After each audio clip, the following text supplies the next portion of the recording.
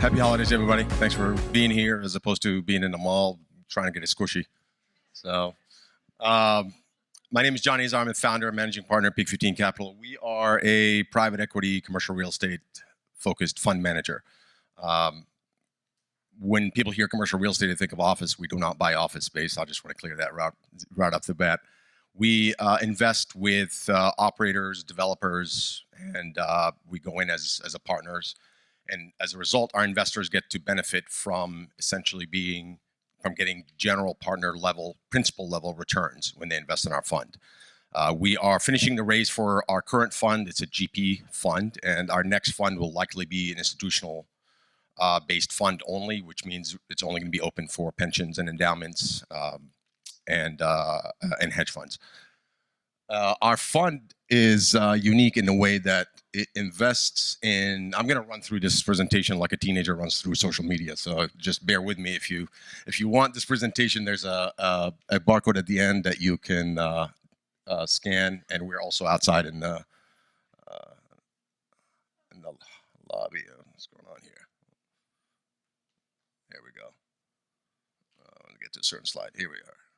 I just want to get to this slide because that compares our fund to normal funds, normal LP fund, limited partner fund, and normal syndications. If any of you invested in commercial real estate before, or in any syndication like an apartment syndicator was trying to raise money for buying an apartment complex or buying a retail center or strip mall, we fund those guys. So they come to us, we essentially provide money. That's what our fund does. We provide money, and then as a result of providing money, we partner with them and take a stake in that particular project, either anywhere from 15%, 10-15%, all the way up to 50 to 55% of that project. So we essentially become general partner. Is this, in a sense, our investors become partner because our investors are direct partial owners of these assets. Our fund is not like a REIT. A REIT, when you invest in a REIT, you essentially buy shares, not own the assets. Investors in our fund actually own the underlying assets partially when they invest in our fund. So hence they get the results of taxation benefit pass-throughs, and also one very important thing to note is our fund is already has assets. We have about $100 million of assets in the fund already. It's already cash flowing. It's already generating quarterly distributions to our current investors, and we expect a capital event next year. In fact, any investor who invests this year up until December 31st, they'll get the benefit on their K1 next year of any tax depreciation that we're going to pass to our investors, which is one of the biggest reasons that a lot of our investors invest in our fund and commercial real estate in general.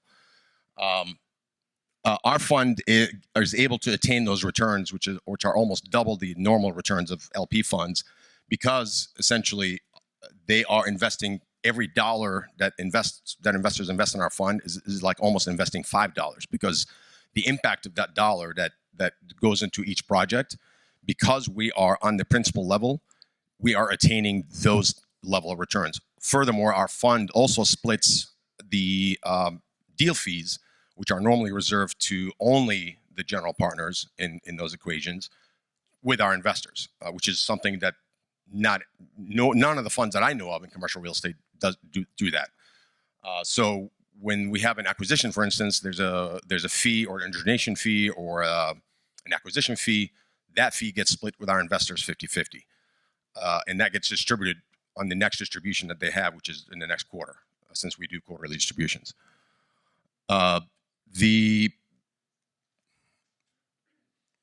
is kind of an overview of how we are able to attain some of those returns, and we charge a 2% asset management fee. That's pretty much the only fee that we charge. All the other fees are actually net positive to our investors, not net negative, which is again something that's unlikely in the commercial real estate industry. That doesn't usually happen.